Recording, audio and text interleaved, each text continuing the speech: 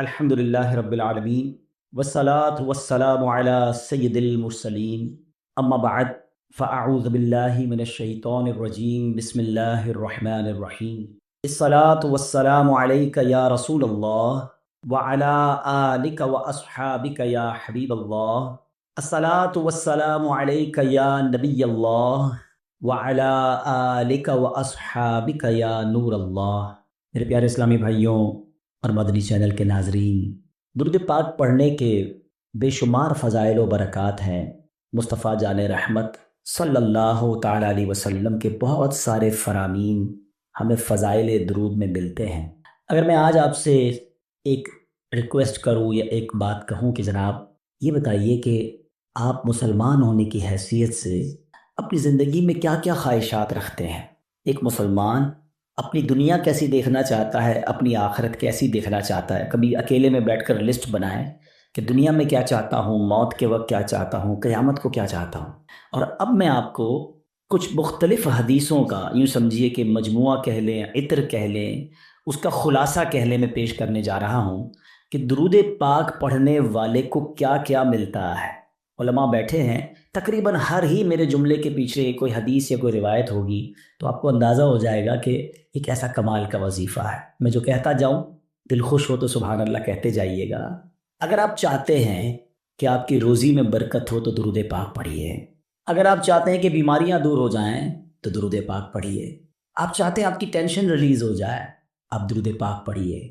آپ چاہتے ہیں ذلت و رسوائی سے بچیں تو درود پاک پڑھیے۔ آپ چاہتے ہیں آپ کی عزتوں میں اضافہ ہو جائے تو درود پاک پڑھیے۔ آپ چاہتے ہیں کہ مرتے وقت کلمہ نصیب ہو اور نبی پاک کا دیدار ہو جائے تو درود پاک پڑھیے۔ بلکہ آپ یہ چاہتے ہیں کہ قبر میں بھی نور مصطفیٰ سے میری قبر جگمگائے تو درود پاک پڑھیے۔ قیامت کے دن نبی پاک کے پرچم تلے اٹھنا چاہتے ہیں تو درود پاک پڑھیے۔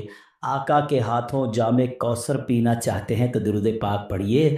بلکہ سنیے، آقا کے ساتھ جنت میں داخل ہونا چاہتے ہیں تو درود پاک پڑھیے۔ مدینے جانا ہے تو درود پاک پڑھیے۔ خواب میں سرور کائنات علیہ الصلوۃ والسلام کی زیارت کرنی ہے تو درود پاک پڑھیے۔ مجھے بتائیے کچھ اور بچ گیا ہے؟ زندگی میں اور کچھ چاہیے ہے؟ اور کیا چاہیے ہمیں؟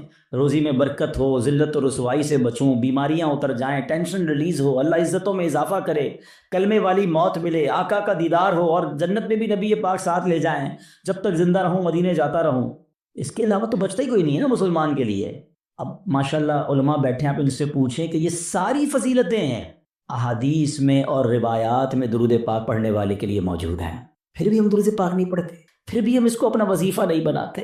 اگر درود پاک کو ہم اپنا، جس کو کہتے ہیں نا کہ چابی ہے، یہ اٹ از اے کی آف سکسیس، کامیابی کی چابی ہے، ہر پرابلم دور کرنے کی چابی ہے، تو پلیز درود پاک کو حرز جہاں بنائیے۔ چلتے پھرتے اٹھتے بیٹھتے جتنا ہو سکے درود پاک پڑھتے رہا کریں۔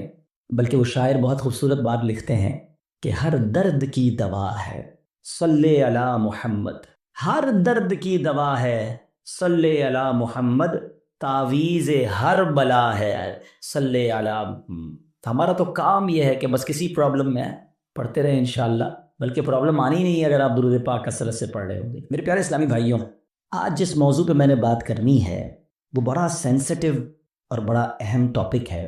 ہم نارملی اپنی زندگی میں بہت ساری چیزوں کی حفاظت کرتے ہیں۔ چیز جتنی قیمتی ہوتی ہے اس کی حفاظت بھی ہم اس قدر زیادہ کرتے ہیں۔ نارمل سا موبائل جیب میں ہو تو فکر نہیں ہوتی، قیمتی موبائل ہو تو بندہ ہر تھوڑی دیر بعد ہاتھ لگا رہا ہوتا ہے جیب میں، ہے نا۔ گاڑی قیمتی ہو تو بندہ لاک کر کے، بعض اوقات ڈرائیور کھڑا کر کے آتا ہے۔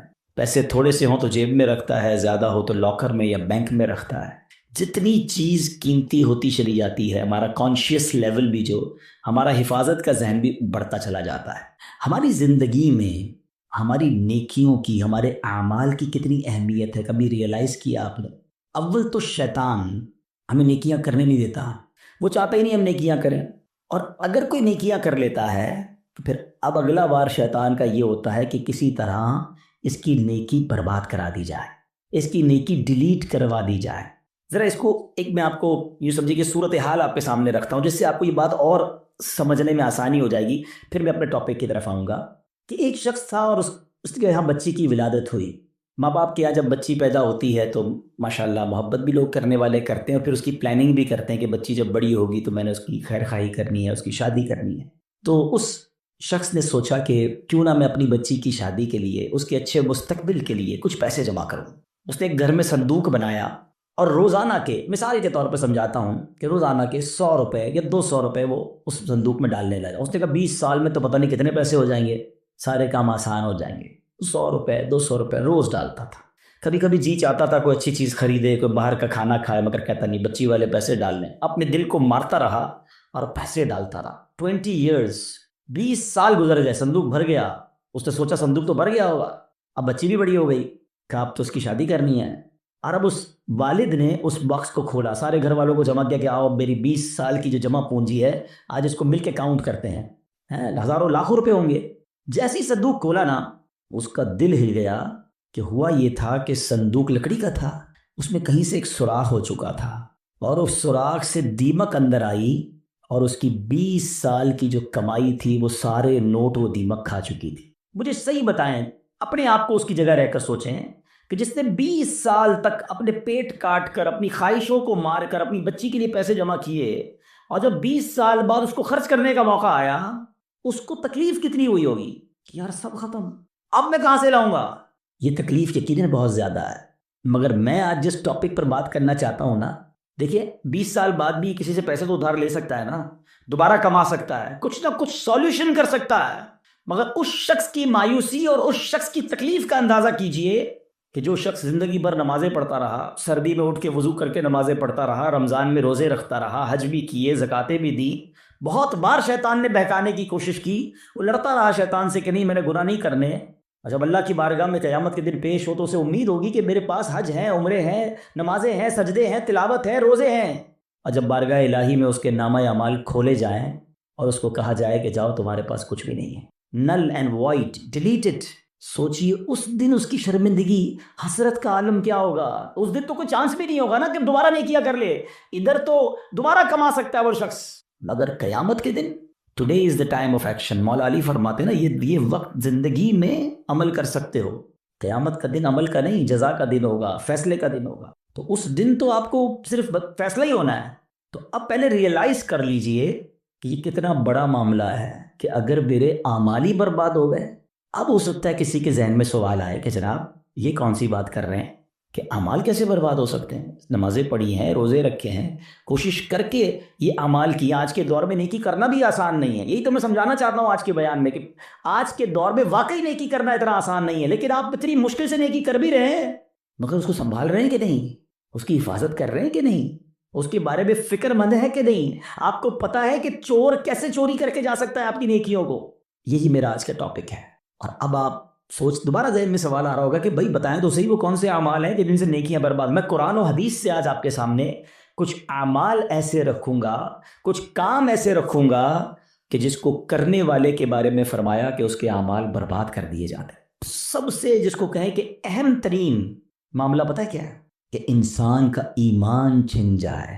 جس کا ایمان چلا گیا نا، اب اس کا کوئی عمل اس کے کام نہیں آئے گا، چاہے اس کی زندگی سجدوں سے بھری ہوئی ہو، چاہے اس نے بہت نمازیں پڑھی ہوں، ساری زندگی روزے رکھے ہوں، ایمان نہیں تو کچھ بھی نہیں۔ اور یہ بات قرآن کہتا ہے، اللہ کا کلام کیا فرماتا ہے سنیے۔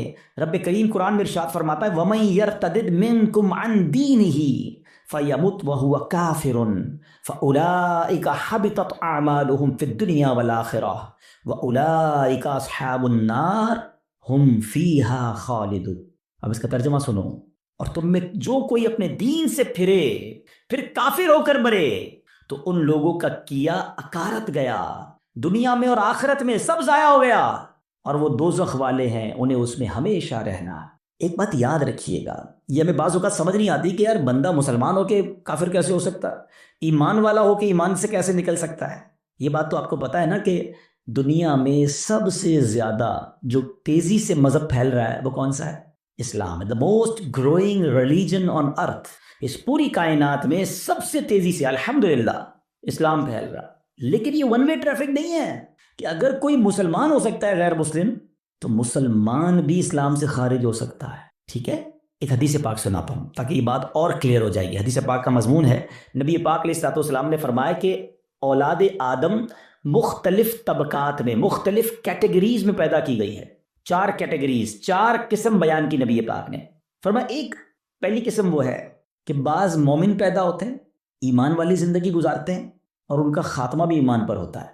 ہم اللہ سے دعا کرتے ہیں کہ اللہ اس کیٹیگری میں ہمیں شامل رکھے، کیونکہ اللہ نے مسلمان ماں باپ دیے، ایمان والی زندگی دی ہے، اللہ ایمان والی موت عطا فرمائے. لیکن سیکنڈ کیٹیگری نبی پاک نے فرمایا کچھ لوگ کافر گھرانے میں پیدا ہوتے ہیں، حالت کفر پر زندہ رہتے ہیں اور حالت کفر پر ہی ان کی موت ہوتی ہے.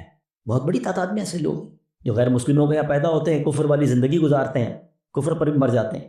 تیسری کیٹیگری سنو، اللہ کے نبی فرماتے ہیں کچھ لوگ کافر پیدا ہوتے ہیں، کافروں والی زندگی گزارتے ہیں، مگر ان کا خاتمہ ایمان پر ہو جاتا ہے نا. کئی لوگ جو مرنے جو دنیا میں مسلمان ہو رہے ہیں، یہ کیا ہے؟ کافر تھے نا، غیر مسلم تھے، کلمہ پڑھا مسلمان ہو گئے.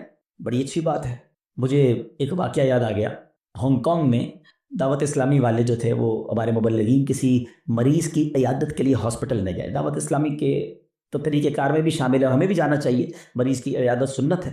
تو وہ لوگ عیادت کرنے گئے تو برابر میں بستر پر ایک 70 سال کا ہانگ کانگ میں ایک بوڑھا شخص غیر مسلم، وہ بھی لیٹا ہوا تھا، علاج کروانے آیا تھا.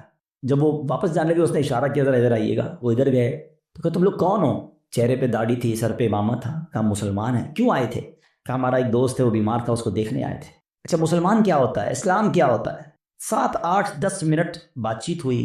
اسلامی بھائیوں نے اس کو دعوت دی کہ آپ بھی مسلمان ہو جائیں. ہسپتال کے بستر پر وہ بوڑھا شخص کلمہ پڑھ کر مسلمان ہو گیا. مگر اس سے بڑھ کر جو جس کو کہتے ہیں نا ایمان افروز بات یہ تھی کہ اگلے چند گھنٹوں بعد اس کا انتقال بھی ہو گیا.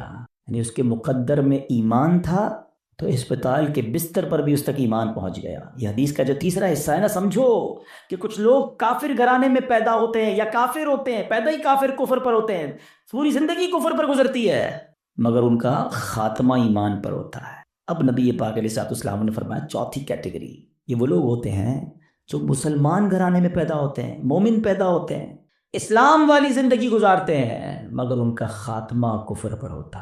یہ چوتھی کیٹیگری ڈرانے والی ہے. اس سے سمجھنا ہوگا کہ ہمارے پاس کوئی گارنٹی نہیں کہ میں ایمان سلامت لے کر جاؤں گا. ایک بڑی پیاری حدیث بچے کو یاد ہے، انما الاعمال بالنیات، ہے نا، اعمال کا دار و مدار نیتوں پر. ایک اور حدیث ہے انما الاعمال بالخواتیم، اعمال کا دار و مدار خاتموں پر ہے. خاتمہ ٹھیک ہونا ضروری ہے.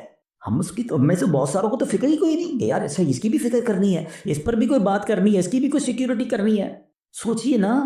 اچھا پھر اب یہ حدیث آپ نے سن لی، قرآن کی آیت سن لی، صحابہ نے بھی سنی، اولیاء نے بھی سنی. خود نبی پاک کا ایٹیٹیوڈ کیا تھا؟ اللہ کے حبیب علیہ الصلوۃ والسلام کی بڑی مشہور دعا ہے، یا مقلب القلوب ثبت قلبی علی دینک. اے دلوں کو پھیرنے والے، میرے دل کو اپنے دین پر ثابت قدمی عطا فرما. اللہ کے نبی دعا کر رہے ہیں جن کے صدقے ہمیں دین ملا ہے. ہم تو نعت میں پڑھتے ہیں نا، تیرے صدقے میں آقا سارے جہاں کو دین ملا. وہ آقا دعا کر رہے ہیں کہ اے اللہ میرے دل کو تیرے دین پر ثابت قدمی عطا فرما. ہمارا کیا حال ہونا چاہیے؟ ہمیں ہر وقت کی فکر ہونی چاہیے. اگر nobody care about it، بات بھی نہیں کرتا کوئی. اعمال کو بچانے کے لیے سب سے پہلے ایمان کو بچانا ہوگا. اچھا اب دوسرا سوال آتا ہے کہ ٹھیک ہے حضرت سمجھ آ گیا کہ ایمان کی حفاظت کی فکر کرنی چاہیے، ایمان بڑی سینسٹیو چیز ہے. اب یہ بھی بتائیے کہ ایمان چلا کس چیز سے جاتا ہے؟ یہ اہم کوسچن ہے کہ ایمان سے بندہ خارج کیسے ہو سکتا ہے. اچھا پھر شیطان ہے نا، ابھی بھی ہو سکتا ہے کسی کے ذہن میں یہ بات ڈال رہا ہوگا یار کیسی عجیب سی بات کر رہے ہیں مولانا صاحب، 50 سال کا تو ہو گیا، 60 سال کا ہو گیا، ساری زندگی کلمہ پڑھا اور اب ایمان سے بھی جا سکتا ہوں. جناب یہ بات پہلے سمجھنی ہوگی. میں آپ سے ایک سوال کرتا ہوں، 70 سال کوئی بے ایمان رہا، غیر مسلم رہا، صدق کے دل سے کلمہ پاک پڑھے، مسلمان ہو جائے گا؟ ایمان میں داخل ہو جائے گا؟ ایک جملہ ہی ہے نا. مگر دل سے کہا 70 سال کی کفر کی زندگی ایک طرف، ایمان میں آتے ہی پچھلے گناہ بھی معاف ہو جاتے ہیں. تو کیا کوئی 70 سال مسلمان رہ کر کوئی ایک جملہ ایسا کہہ دے ہیں معاذ اللہ، اللہ کی توہین کا، اللہ کے نبی کی توہین کا، اسلام کی توہین کا، جس کو کفریہ کلمات کہے جاتے ہیں، تو وہ بھی اسلام سے خارج ہو سکتا ہے. تو سب سے پہلے تو زبان کی احتیاط ہے. Think before you talk. بات کرنے سے پہلے سوچو میں کیا بول رہا ہوں. یہ کہیں اس گفتگو میں میرا ایمان تو غارت نہیں ہو جائے گا؟ تو آج یہ خیال ہی نہیں ہے. اب اس پہ بڑی بڑی سازشیں ہوئی ہیں، فلموں کے گانے ایسے بنائے گئے، کامیڈی شو ایسے بنائے گئے، یہ کامیڈینز یا فلموں کے گانے یا جناب دوستوں میں ہنسی مذاق، کبھی دوزخ کا مذاق، کبھی جنت کا مذاق، کبھی معاذ اللہ فرشتوں کا مذاق. ہماری لمٹ ہے. ہم مسلمان ہیں، ہماری باؤنڈری ہے. لوگ کہتے ہیں یار ریڈ لائن ہوتی ہے. بھائی ریڈ لائن مسلمان کی یہ ہے کہ وہ ان باتوں پر گفتگو نہیں کر سکتا، اس کا مذاق نہیں اڑا سکتا. ایک حد ہے ہماری نا، ہم جو چاہیں منہ میں بول دیں گے.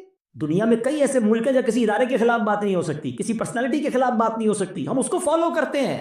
مگر ہم اسلام کے بارے میں، دین کے بارے میں جو منہ میں آیا کہہ رہے ہوتے ہیں.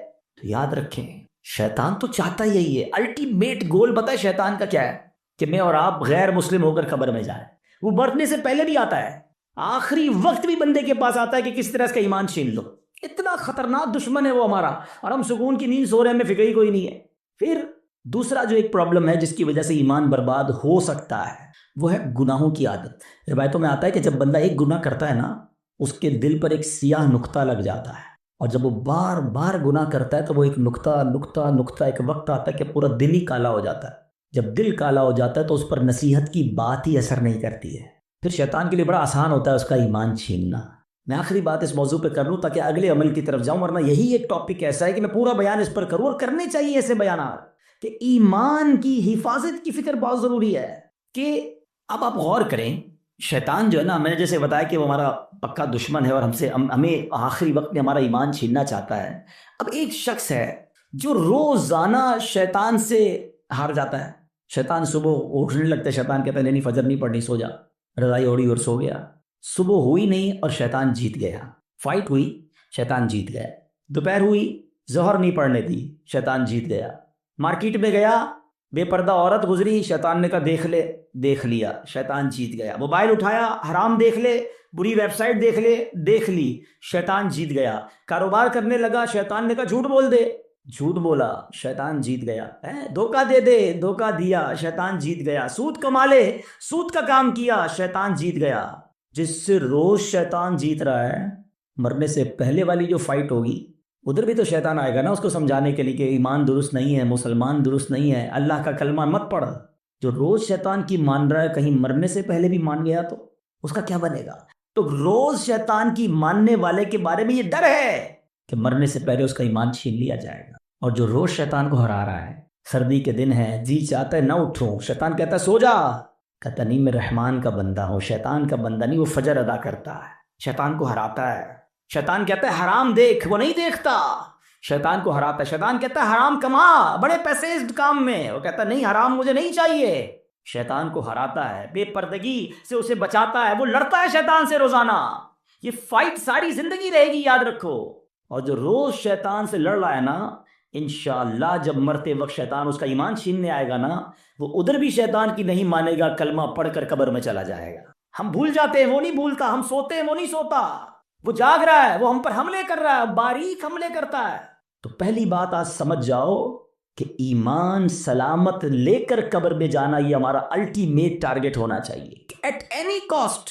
اگر ایمان میرے ہاتھ میں نہیں رہا تو میں تو گیا نا. تو ہمیں اس کی فکر بھی کرنی ہے، اس کے لیے دعائیں بھی کرنی ہیں. ہماری نمازوں میں، ہماری دعاؤں میں یہ شامل ہونا چاہیے. آپ بزرگوں کی دعائیں تو پڑھیں نا، نبی پاک کی دعائیں پڑھیں. ایمان کی سلامتی کا وہاں آپ کو ذکر ملے گا، ایمان کی حفاظت کا ذکر ملے گا. ہماری دعا کیا ہے؟ یا اللہ کاروبار میں برکت دے دے، صحت میں برکت دے دے، بڑا بنگلہ مل جائے، نوکری مل جائے. میں نہیں کہتا اللہ سے مت مانگو، اللہ کے سوا کس سے مانگیں گے؟ مگر آخرت بھی تو مانگو نا. قرآنی دعاؤں کو پڑھیں. اللہم ربنا آتنا فی الدنیا حسنہ، مگر فوراً کیا ہے؟ وفی الآخرۃ حسنہ. پھر آگے وقنا عذاب النار، اپنے عذاب جہنم سے بھی بچا. تو اللہ کرے کہ ہم اپنے ایمان کی حفاظت کی فکر کرنے والے بن جائیں. ایک اور عمل، اللہ اکبر، وہ اتنا عام ہو گیا ہے کہ جس کی وجہ سے بھی اعمال برباد ہوتے ہیں. اور وہ عمل کیا ہے؟ حدیث پاک سناتا ہوں. اللہ کے حبیب علیہ الصلوۃ والسلام فرماتے ہیں، اور وہ عمل یہ ہے کہ بندہ کسی سے حسد کرے. اچھا، حسد نیکیوں کے ساتھ پتہ کیا کرتا ہے؟ نبی پاک فرماتے ہیں ایاکم والحسد فإن الحسد یأکل الحسنات کما تأکل النار الحطب. اللہ کے حبیب فرماتے ہیں حسد سے بچو، وہ نیکیوں کو اس طرح کھا جاتا ہے جیسے آگ خشک لکڑی کو کھا جاتی ہے. اب میں مثال دیتا ہوں. آپ نے لکڑی جلائی اور آگ جلائی اس پر، تھوڑی دیر بعد لکڑی کا کیا حال ہوگا؟ ختم نا، خاک ہو جائے گی.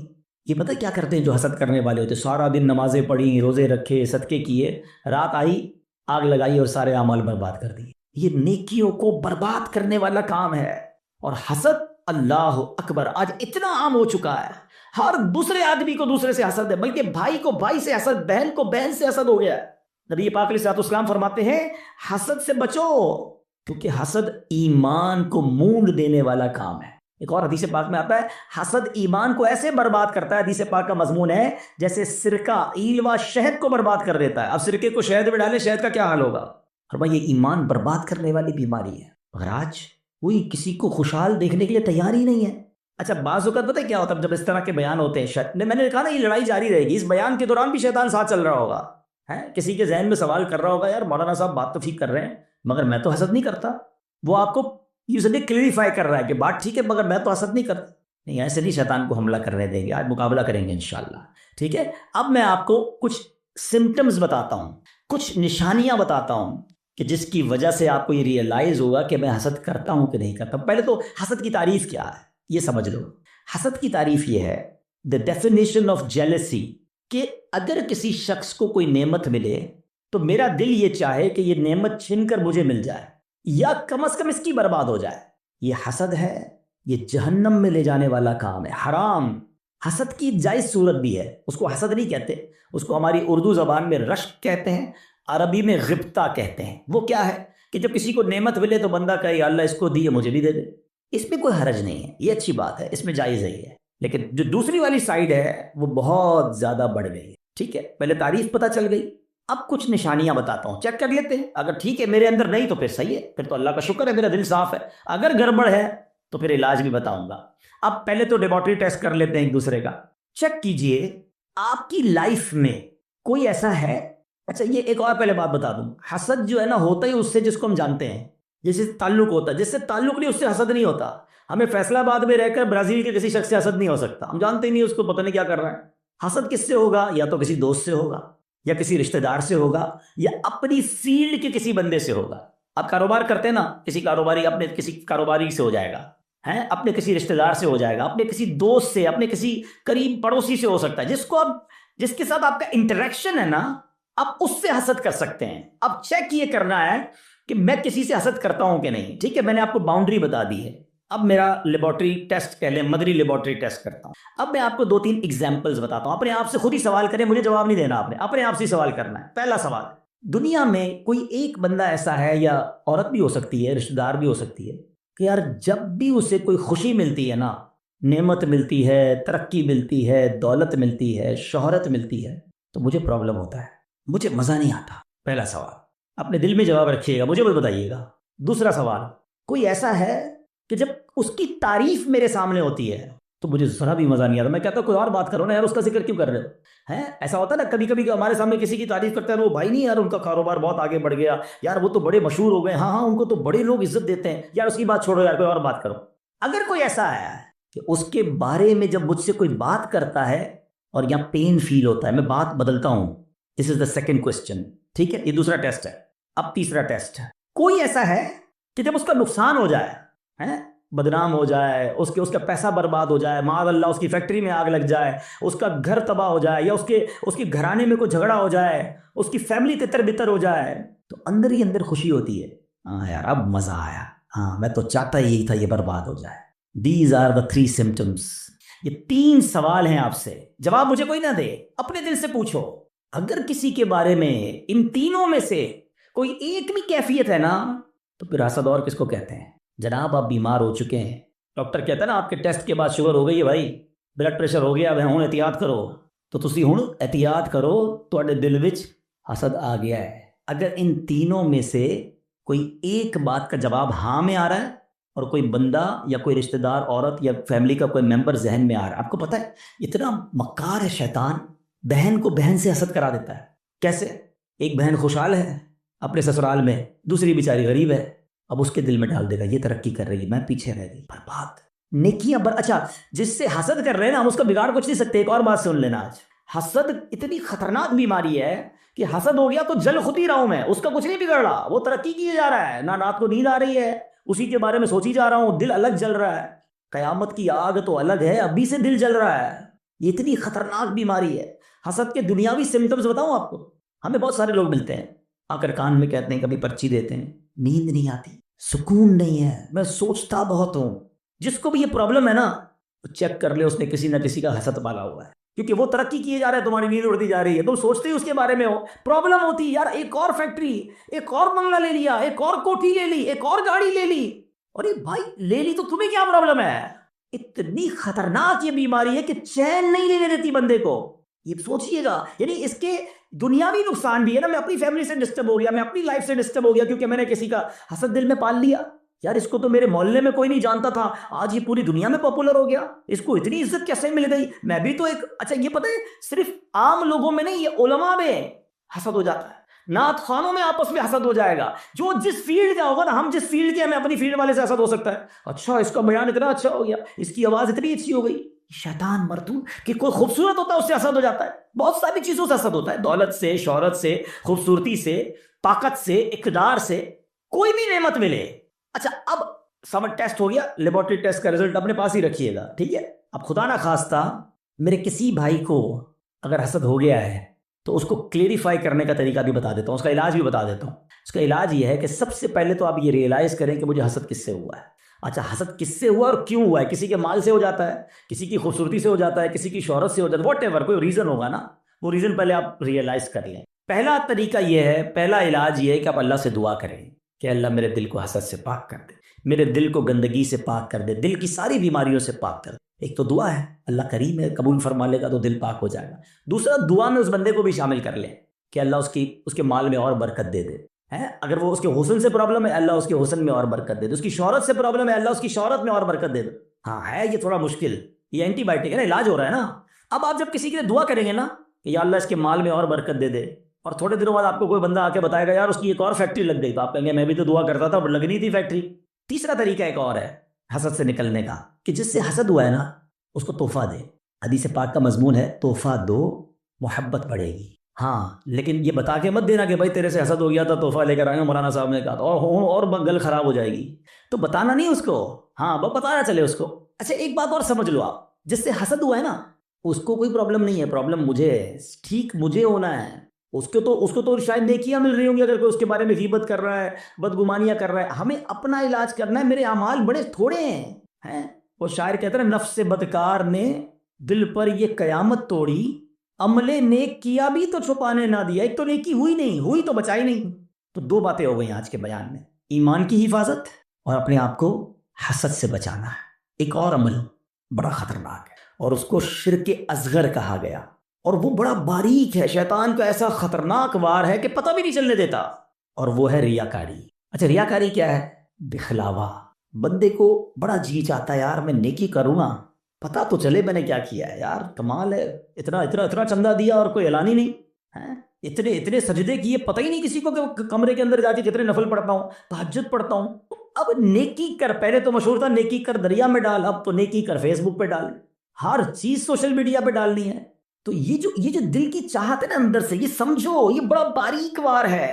اور احادیث میں ریاکاری کے بارے میں اس قدر شدید روایتیں ہیں کہ اللہ کے حبیب علیہ الصلوۃ والسلام فرماتے ہیں کہ جب لوگ اپنے اعمال لے کر آئیں گے نا اللہ کی بارگاہ میں، اگین وہی والی بات، باکس والی بات یاد ہے نا کہ باکس کھولا تو کچھ نہیں. ریاکار جب اللہ کی بارگاہ میں اعمال لے کر آئیں گے تو ریاکاروں سے کہا جائے گا ان کے پاس جاؤ جن کے لیے تم ریاکاری کرتے تھے، انہی سے جا کے اپنا اجر لے لو. اللہ فرمائے گا میرے پاس کچھ بھی نہیں ہے، لوگوں کو دکھانا تھا نا، جاؤ ان سے جا کے لے لو اجر. ہمارا کیا ہوگا اگر ہمارے روزے، ہمارے حج، ہمارے عمرے، ہمارے صدقے اگر یہ کہہ دیا گیا؟ اور یہ اتنا باریک وار ہے شیطان کا کہ پتہ بھی نہیں چلتا، کہیں نہ کہیں بہانے سے ہم سے وہ ریاکاری کراتا ہے. وہ مشہور حدیث آپ نے کئی بار سنی ہوگی کہ قیامت کے دن اللہ کی بارگاہ میں سب سے پہلے ایک شہید کا فیصلہ ہوگا. اس سے کہا جائے گا تو نے کیا کیا؟ اللہ فرمائے گا میں نے تجھے اتنی نعمتیں دی. وہ مانے گا یا اللہ ہاں مجھے نعمتیں ملی، حدیث کا خلاصہ ہے. اللہ فرمائے گا تو نے کیا کیا؟ کہ یا اللہ میں نے تیری راہ میں جہاد کیا، لڑتے لڑتے شہید ہو گیا، جان دے دی تیری بارگاہ میں. یعنی آپ سوچو یار جان دینے سے بڑھ کر تو کچھ نہیں ہے نا. مگر اللہ کی طرف سے کیا ارشاد ہوگا؟ تو جھوٹا ہے، تو نے اس لیے یہ عمل کیا کہ تجھے بہادر کہا جائے، مجاہد کہا جائے، تجھے کہہ لیا گیا اے فرشتوں اس کو جہنم میں ڈال. شہید جہنم میں کیوں؟ نیت اللہ کی رضا کی نہیں تھی نا، شہرت کی تھی، لوگوں کو پتا چلے. اب اللہ کی بارگاہ میں ایک سخی لایا جائے گا. اے اللہ کی راہ میں خرچ کرنے والوں غور سے سنو، وہ سخی اللہ کی بارگاہ میں لایا جائے گا. اللہ فرمائے گا میں نے تجھے بہت مال دیا. جائے گا ہاں یا اللہ تو نے مال دیا مگر میں نے تیری راہ میں دل کھول کر خرچ کیا. میں خلاصہ کہہ رہا ہوں میں نے تیری راہ میں دل کھول کر خرچ کیا.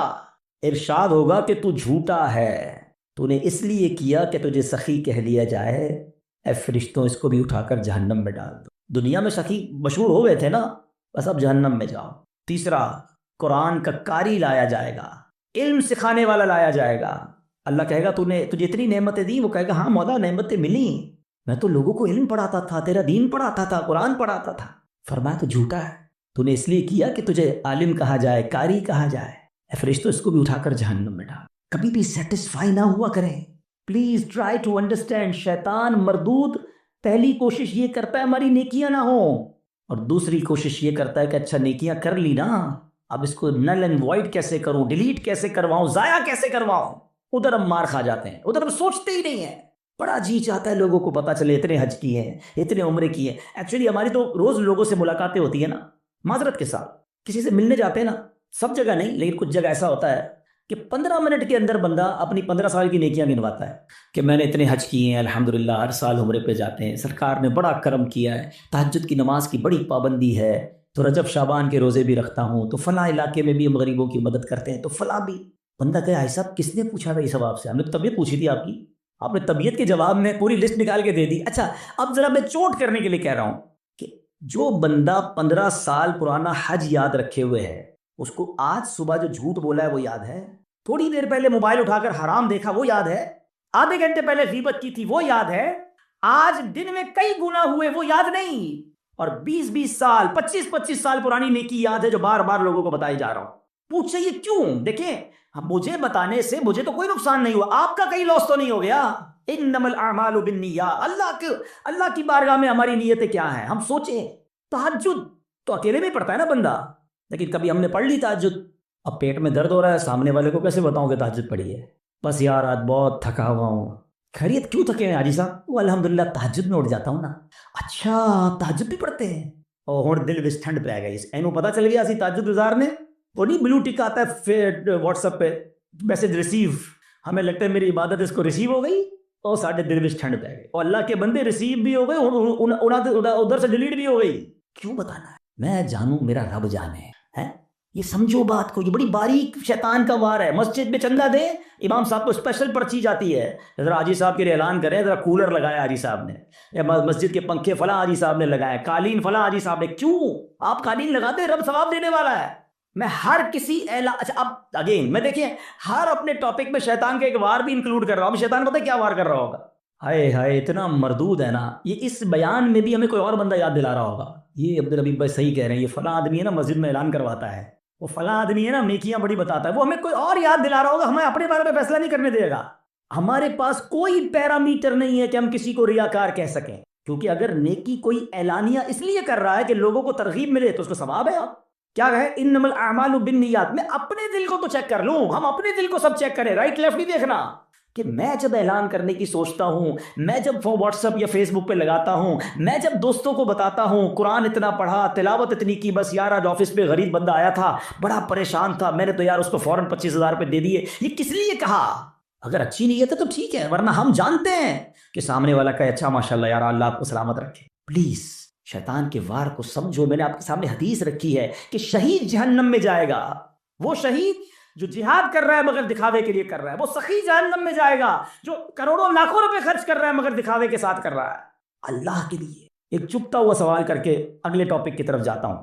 اپنے آپ سے میں بھی سوال کرتا ہوں، میں خود اپنے آپ سے بھی سوال کرتا ہوں، میرے اور آپ کے پاس ایسی کتنی نیکیاں ہیں جو فقط میں جانوں اور میرا رب جانے؟ کبھی اکیلے میں سوال کرنا اپنے آپ سے کہ کسی کو نہیں پتا، دنیا میں کسی کو نہیں پتا، بس میں جانوں میرا رب جانے۔ ثواب تو اس سے ہی لینا ہے نا، جنت میں تو اسی نے مجھے داخل کرنا ہے اپنے کرم سے، میں کیوں دنیا والوں کو بتاؤں؟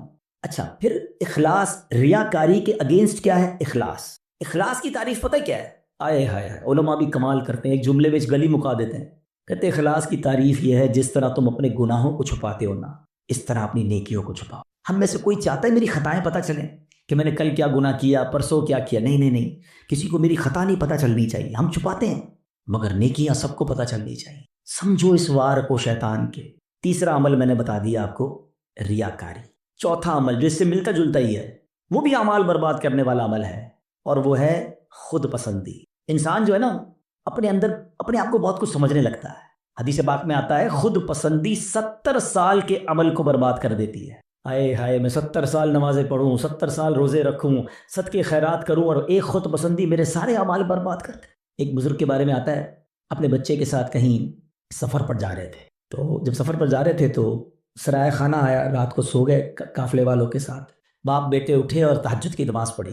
جب تہجد پڑھی نا تو بیٹے نے ابو کو کہا، ابو یہ کیسے لوگ ہیں، سارے سوئے ہوئے ہیں، کوئی بھی نہیں اٹھا تہجد کے لیے۔ تو والد نے بیٹے کو بڑا کمال کا جواب دیا کہ بیٹا تو بھی سویا رہتا تو اچھا ہی تھا۔ سمجھائی بات؟ یہ جملہ بڑا کمال کا ہے۔ آپ تہجد پڑھ کر دوسروں کو حقیر سمجھنے لگے نا، اور اپنے آپ کو میں نے تہجد پڑھی، دیکھو یار یہ سب سو رہے ہیں۔ یہی تو خود پسندی ہے کہ اپنے آپ کو کچھ سمجھ رہے ہیں، اس کا اپنا ہی کمال سمجھ رہے ہیں، اللہ کی عطا نہیں سمجھ رہے اسے۔ خود پسندی نہیں آنی چاہیے۔ 70 سال کے عمل برباد کرنے والا میں نے عمل آپ کے سامنے رکھا ہے۔ اب میں آخری بات، ایسے بہت سارے اعمال ہیں لیکن ظاہر ایک بیان میں سارے تو نہیں ڈسکس کر سکوں گا نا، میں کوشش کروں گا یا کوشش کر رہا ہوں کہ وہ اعمال زیادہ ڈسکس کروں جو بہت زیادہ پینیٹریٹ کر گئے ہیں، وہ ہمارے درمیان آ چکے ہیں اور ہماری نیکیاں برباد ہو رہی ہیں اس سے۔ Try to understand, try to secure your good deeds.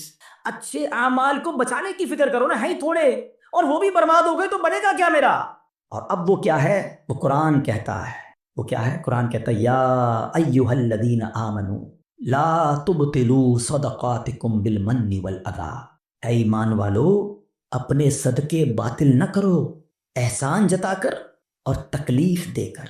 یہ بھی بہت بڑا مسئلہ۔ اول تو کسی کے ساتھ بھلائی کرنی نہیں ہے، اور بھلائی کر لی اب ساری زندگی اسے احسان جتانا ہے۔ یاد ہے نا، میں نے نوکری دلائی تھی، بھول تو نہیں گیا؟ چپل پہن کر آیا تھا میرے پاس، اب گاڑی والا ہو گیا، بھول تو نہیں گیا میرا احسان؟ تیری بہن کی شادی تھی، میں نے اس کا جہیز دلوایا تھا، بڑا آدمی ہو گیا لیکن یاد ہے نا میں نے تیرے کو لون دلوایا تھا۔ توبہ توبہ توبہ۔ سوچو کبھی زندگی میں احسان جتانے والے مت بننا۔ میری اور آپ کی اوقات کیا ہے؟ اگر میں نے کسی کے ساتھ بھلا کیا، میں نے اللہ کی راہ میں خرچ کیا تو یہ رب نے دیا نا۔ میں خدا کی قسم کئی بار یہ بیانات میں جملہ کہا ہے کہ یار جب بھی اللہ کی راہ میں دو نا، کسی غریب کی مدد کرو، کسی صدقے کی جگہ پر دو، مسجد میں دو، واٹ ایور، اللہ کی راہ میں خرچ کر کے اللہ کی بارگاہ میں ایک سجدہ بھی کیا کرو۔ اللہ تیری مہربانی، تو نے دینے والا بنایا، مجھے مانگنے والا نہیں بنایا ہے۔ آج میرا کوئی ملازم، میرا کوئی غریب رشتہ دار میرے دروازے پر آ کر کہے کہ بھائی جان میری بچی کی شادی ہے اور مجھے فرنیچر چاہیے، ہم احسان جتائیں گے؟ سوچو، میں بھی کسی کے دروازے پر کھڑا ہو سکتا تھا، مجھے آج اللہ نے دیا ہے نا، اگر نہ دیا ہوتا تو میں بھی اپنی بچی کی شادی کے لیے کسی کے دروازے پر کھڑا ہوتا، میں بھی کسی دوست کے پاس جاتا کہ ماں ہاسپٹل میں اور علاج کے پیسے نہیں ہیں۔ یہ صرف میرے رب کی مہربانی ہے کہ لوگ میرے پاس آ رہے ہیں اور میں انہیں دے کر جتاؤں گا۔ نہ کرو ایسا، اللہ کے لیے مدد کیا کرو، اللہ کا شکر بھی ادا کیا کرو۔ یہ سارا صدقہ ضائع ہو جائے گا۔ آپ مسجد میں دے کر، مدرسے میں دے کر، دینی کاموں میں دے کر رسید بھی لے لیں، مگر رسید تو رہ جائے گی، ثواب چلا گیا اگر آپ کی نیت دکھاوے کی ہے، آپ کی نیت اللہ کی رضا کی نہیں ہے، یہ صدقے باطل ہو جائیں گے۔ قرآن کہتا ہے نا۔ میں جب بھی یہ بات بیان کرتا ہوں مجھے ایک واقعہ یاد آ جاتا ہے کہ ایک بار میں بزنس مین ہے، ان کے گھر گیا، کافی بڑا ان کا بنگلو ہے، ہم بیٹھے تھے تو ان کا ملازم چائے لے کر آیا۔ جیسی ملازم آیا نا چائے لے کر، تو اس شخص نے پتہ ہے کیا کیا؟ کہتا ہے یہ میرا ملازم ہے، میں نے اس کو گھر بنا کے دیا ہے، اس کی بچی کی شادی کرائی ہے۔ آپ یقین کریں میں اتنا اندر ہی اندر شرمندہ ہو گیا کہ یار یہ کیوں یہ باتیں مجھے بتا رہا ہے، اس بندے کا کیا حال ہو رہا ہوگا، اور وہ ملازم دل ہی دل میں کتنا رو رہا ہوگا کہ یار صاحب نے ایک بار میری مدد کی ہے، ہر مہمان کو سناتے ہیں، یہ کیوں کرتے ہم؟ آپ نے کر دیا ٹھیک ہے، آپ دوسروں کو بتا کر اسے ذلیل کریں گے؟ یہی تو قرآن کہہ رہا ہے کہ اے ایمان والو اپنے صدقے باطل نہ کرو، احسان جتا کر، ایذا پہنچا کر۔ ہم تکلیف پہنچاتے ہیں بعض اوقات، مدد بھی کرتے ہیں اور اس کو اتنے تانے دیتے ہیں کہ وہ بیچارہ شرم سے پانی پانی ہو جاتا ہے، غریب ہے کر کچھ نہیں سکتا۔ کبھی بھی اپنے اندر عادت نہیں ہونی چاہیے، بلکہ سچی بات بتاؤں ہمیں تو یہ بھی نہیں امید ہونی چاہیے کہ یار میں کسی کو صدقہ دوں تو یہ میرے لیے دعا کرے، میرا نام لے کے دعا۔ ہم بتائیں کہ عمرے پہ بھیجتے ہیں کسی کو، جاؤ عمرے پہ جانا، ہر چکر میں میرے لیے دعا کرنا، ہم تو ساتھ فیس بھی رکھتے ہیں، اتنے عمرے کرنا، امی کے نام پہ کرنا، ابا کیا، اور یار آپ کچھ بھی نہ بولو اس کو، وہ جا رہا ہے قدم قدم پر ثواب آپ کو مل رہا ہے، آپ کو بولنے کی ضرورت کیا؟ میرا رب سب جانتا ہے نا، اللہ جانتا ہے کہ نیت کدھر کی ہے۔ حضرت عائشہ صدیقہ رضی اللہ تعالیٰ عنہ، حضرت ام سلمہ رضی اللہ تعالیٰ عنہ، امہات المومنین ہے نا، کیا شاندار انداز ہوتا تھا۔ آپ اپنے غلام کو پیسے دیتی، فرماتی جاؤ کسی غریب کو دے آؤ، اور دیکھو غریب سے ہمارے لیے دعا نہ کرانا، اور اگر وہ ہمارے لیے کوئی دعا کر دینا تو وہ دعا نوٹ کر کے آنا۔ اب مثال کے طور پہ وہ غریب کو جا کے پیسے دیتے، غریب دعا کرتا کہ یا اللہ ان کی خیر ہو، رزق میں برکت ہو، وہ دعائیں لکھ کر لاتے، اور حضرت ام سلمہ اور بی بی عائشہ ہاتھ اٹھا کر اس فقیر کے لیے وہی دعائیں کیا کرتی جو انہوں نے ان کے لیے کی تھی، اور فرماتی دعا کا بدلہ دعا ہو جائے اجر اللہ سے لینا ہے. سبحان اللہ، کیا انداز ہے. صدقہ کریں، اللہ کی راہ میں خرچ کرو، مگر ایسے کرو کہ دائیں ہاتھ سے خرچ کرو، بائیں ہاتھ کو پتہ نہ چلے. وہی سوال اگین، ایسے کتنے اعمال ہیں میرے اور آپ کے پاس کہ میں جانوں اور میرا رب جانے؟ ہاں یقیناً کچھ نیکیاں ایسی ہوتی ہیں جو کھل کے کرنی چاہیے اور اس نیت سے کرنی چاہیے کہ لوگ کریں، لیکن دل کی کیفیت اپنے آپ سے پوچھ لیں. تو بہرحال میرے پیارے اسلامی بھائیو، آج کے اس مختصر سے بیان میں جو میں نے ٹاپک چوز کیا تھا کہ ہم اپنے اعمال کی حفاظت کی فکر کریں، ہم اپنے پیسوں کی، اپنی فیکٹری کی، اپنے گھر کی، اپنی گاڑیوں کی، سب کی حفاظت کی فکر کرتے کیونکہ وہ قیمتی ہیں. خدا کی قسم سب سے زیادہ قیمتی میرا ایمان ہے. ایمان نہیں تو کچھ نہیں. اور سیکنڈ پھر میرے اعمال ہیں، نیکیاں نہیں ہیں. قیامت کے دن اگر کہہ دیا گیا کہ تمہاری کوئی عبادت قبول نہیں تو پھر ہم کدھر جائیں گے؟ ہمارے بزرگان دین اتنے سینسٹیو تھے اس معاملے میں. ایک بزرگ کے بارے میں آتا ہے، وہ کپڑے سیتے تھے، بہت اچھے کپڑے سیتے تھے. تو وہ مارکیٹ میں جاتے تھے اور جو کپڑے بناتے تھے وہ سیل کرتے تھے. تو وہ ایک بار گئے ایک جگہ پر اور ایک کپڑے کے بڑے ایکسپرٹ تاجر کو انہوں نے اپنا پیس دیا، کڑھائی وڑائی کر کے لے گئے تھے. تو اس نے جیسے ہی کپڑا ہاتھ میں لیا نا تو اس نے اس کے عیب نکالنا شروع کیے. اسٹچنگ ٹھیک نہیں ہے، کلر کمبینیشن ٹھیک نہیں ہے، فلاں چیز غلط ہے. تو وہ بزرگ رونے لگے. تو وہ تاجر کہتا ہے آپ روئیں نا، میں لے لیتا ہوں، پرچیز کر لیتا ہوں، آپ رو کیوں رہے ہیں؟ کہتے ہیں میں اس لیے نہیں رو رہا تو میرے کپڑا میں عیب نکالیں. میں یہ سوچ رہا ہوں کہ میں نے یہ کپڑا اپنے ہوش کے مطابق، اپنی خیال کے مطابق بالکل صحیح سیا تھا، مگر جب یہ کپڑا کسی ایکسپرٹ کے ہاتھ میں آیا تو اس کو میرے عیب پتہ چل گئے. میں نے اپنی سوچ سے نمازیں ٹھیک پڑھی ہیں، اپنے حساب سے صدقے ٹھیک کیے ہیں، میں نے عمرے اور حج ٹھیک کیے ہیں، لیکن قیامت کے دن جب یہ اعمال اللہ کی بارگاہ میں پیش ہوں گے اور ادھر سے کہہ دیا گیا تیرے سجدوں میں اخلاص نہیں ہے، تیرے صدقوں میں اخلاص نہیں ہے، تیری عبادت میں ذوق نہیں ہے، تیری نیتیں اچھی نہیں ہوں گی، تو میرا کیا بنے گا؟ اس طرح وہ سوچتے تھے. کبھی ہم نے نیکی کر کے یہ سوچا کہ یا اللہ نیکی بچی رہے، قبول فرما لے؟ ہم تو نیکی کر کے پھول جاتے ہیں، بھائی میں نمازی، میں حاجی، میں روزہ دار، میں صدقہ دینے والا. نہیں، پلیز سمجھو بات کو. ہم نے کئی ایسے واقعات پڑھے ہیں کہ جو بڑے بڑے نامور اس زمانے کے جناب مستجاب الدعوات ہوا کرتے تھے. جب شیطان غالب آیا، نفس غالب آیا، لالچ غالب آئی تو ایمان بھی ہاتھ سے چلا گیا. بلم بن باورا کا واقعہ کس کو نہیں پتا؟ مستجاب الدعوات تھا وہ شخص، لیکن جب لالچ غالب آئی، شیطان کا داؤ چل گیا، حضرت موسیٰ کے خلاف ہوا، ان کے بارے میں بددعا کرنے لگا، اس کی زبان لٹک کر باہر آ گئی اور کفر پر اس پر خاتمہ ہوا. ہمیں ڈرنا ہے، دعائیں مانگنی ہیں، اور یہ خوف ہمیں صحابہ میں نظر آتا ہے. ہاں، سیدنا ابو بکر صدیق، حضرت عثمان غنی، حضرت مولا علی، بی بی فاطمہ، بی بی عائشہ رضی اللہ عنہ، ان کے واقعات کو پڑھیں. یہ تنکا اٹھا کر کہا کرتے تھے کاش میں تنکا ہوتا انسان نہ ہوتا. کیوں کہتے تھے؟ کہ اللہ کی بارگاہ میں پیش ہوا اور وہاں میرا ایمان نہ چلا جائے، میرے اعمال برباد نہ ہو جائیں. تو بہرحال میرے پیارے اسلامی بھائیوں، یہ فکر میں آج کے بیان میں پیش کرنا چاہتا تھا. حسد سے بچنا ہے، نیت کر لیں انشاءاللہ. ہم نے احسان جتانے سے اور دکھلاوے سے بچنا ہے، خود پسندی سے بچنا ہے، اور سب سے مین جو پہلا میرا ٹاپک تھا، ایمان کی حفاظت کی فکر کرنی ہے. ایمان کے ڈاکو گھوم رہے ہیں، یقین کریں، اور وہ ایسا ڈاکو ہے شیطان کی نظر بھی نہیں آتا. اور ڈاکو تو نظر آتے ہیں نا، پولیس والا آپ کھڑا کر لیں گے. آپ کو دل کے آگے پیچھے پہرے دار بٹھانے ہوں گے. پہرے دار کون ہیں؟ آپ نے نماز پڑھ کے پہرے دار بٹھانا ہوگا، آپ نے کلمہ پاک کا ورد کرنا ہوگا. اچھا، یہ بھی بڑا پرابلم ہے. سب کی تمنا کیا ہے؟ یا اللہ مرنے سے پہلے، مرتے وقت کیا نصیب کرنا؟ کلمہ نصیب کرنا. آج دن میں کتنی بار کلمہ پڑھا ہے؟ یہ چیک کرو نا. مرتے وقت سب کو کلمہ چاہیے، زندگی میں پڑھو نا.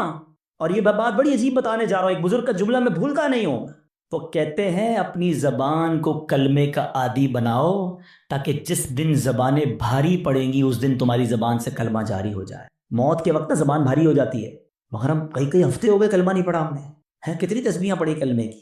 روز کم از کم ایک تسبیح، 100 بار کلمہ پاک. اچھا، آپ کو پتہ ہے حدیث پاک میں افضل الذکر کہا گیا، سب سے افضل اگر کوئی ذکر ہے تو لا الہ الا اللہ محمد الرسول اللہ. پورا کلمہ پڑھیں یا کم از کم لا الہ الا اللہ کا ورد کریں اور آخر میں 3 بار محمد الرسول اللہ صلی اللہ تعالی وسلم پڑھ لیں تاکہ میری زبان کلمے کی عادی رہے. اور جو چیز عادی ہوتی ہے نا وہ پتہ کب نکلتی ہے؟ آخری بات، چلیں یہ بھی ایک بڑی دلچسپ بات بھی ہے، اور اللہ کرے کہ میرے بیان سے کوئی یہ میسج لے جائے.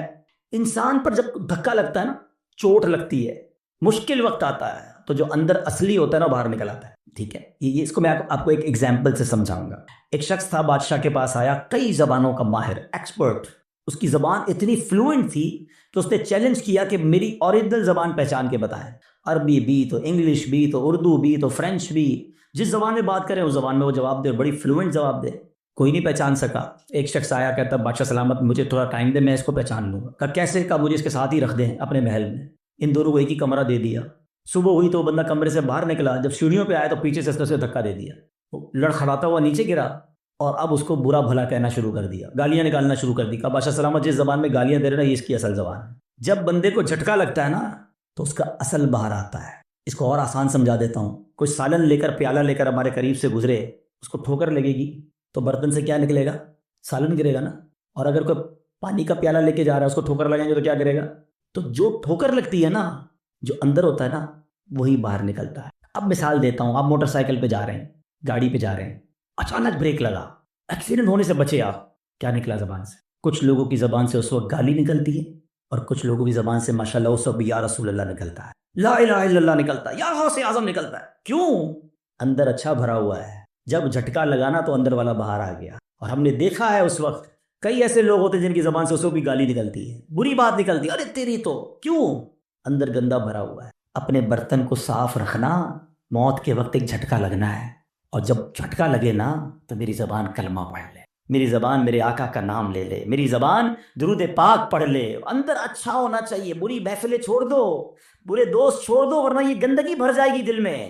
اور روزانہ کم از کم 100 بار نیت کرو کہ کلمہ پاک پڑھیں گے انشاءاللہ. ہاں ابھی کلمے پڑھتے رہو تاکہ مشکل وقت جب آئے, جب سکرات کے وقت زبان بھاری ہو جائے تو میری زبان کلمہ پڑھنے والی بن جائے. تو انشاءاللہ کلمے کے عادی بن جاؤ, اور ایسے دوستوں سے بچو, ایسی محفلوں سے بچو جہاں کفریہ باتیں کی جاتی ہیں. میرے رضا نے تو 100 سال پہلے کہہ دیا تھا کہ سونا جنگل, رات اندھیری, چھائی بدلی کالی ہے, سونے والو جاگتے رہیو, چوروں کی رکھوالی ہے. اور چور بھی کیسا ہے شیطان؟ آنکھ سے کاجل صاف چرا لے, یا وہ چور بلا کے ہیں, تیری گٹھڑی تاکی ہے اور تو نے نیند نکالی ہے. تیرا ایمان چھیننے آیا ہے اور تو سو رہا ہے, تجھے فکر ہی نہیں. تو بہرحال الحمدللہ دعوت اسلامی کے اس پیارے ماحول میں ہمیں ایسی سوچ دی جاتی ہے کہ ہم اپنے اعمال کی حفاظت کی فکر کریں, اپنے ایمان کی حفاظت کی فکر کریں. پہلے تو نیکیاں کرنی ہیں اور ضرور کرنی ہیں, مگر پھر اس کو بچانا ہے, اس کی سیکیورٹی کی فکر کرنی ہے. اور میں نے آج چند باتیں بتائیں. میں آخر میں ایک بک سجیسٹ کرنا چاہوں گا. ایک کتاب ہے جس کتاب سے میں نے آج بیان کیا, یہ بھی مکتبۃ المدینہ کی مہربانی ہے, دعوت اسلامی کی یقین کریں مہربانی ہے. اگر میں آپ کو کہوں یار حدیثیں جمع کرو اور ڈھونڈو اس میں کون کون سی چیزیں جو اعمال برباد کریں گی, ہم کہاں سے ڈھونڈیں گے؟ اللہ کی رحمت سے دعوت اسلامی والوں نے ایک پوری کتاب بنا دی ہے. ساری وہ حدیثیں اور قرآن کی آیتیں جمع کر دیں کہ جس میں نبی پاک نے اور اللہ کے پیارے کلام نے ہمیں بتایا کہ یہ وہ عمل ہے جو تمہاری نیکیاں برباد کر دیں گے. وہ کتاب لیں, اس کو پڑھیں.